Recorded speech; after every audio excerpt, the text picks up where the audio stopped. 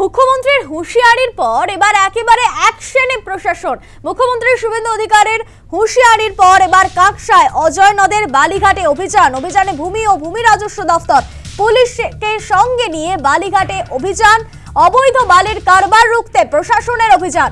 গতকাল দুর্গাপুরে হুঁশিয়ারি দেন মুখ্যমন্ত্রী শুভেন্দু অধিকারী এবং তারপরে কাকসায় অজয় নদের বালির ঘাটে কিন্তু পুলিশকে সঙ্গে নিয়ে অভিযান চালানো হয়েছে। অভিযানে ভূমি ও ভূমি রাজস্ব দফতর।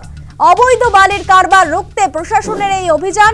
গতকাল দুর্গাপুরে হুঁশিয়ারি দেন মুখ্যমন্ত্রী।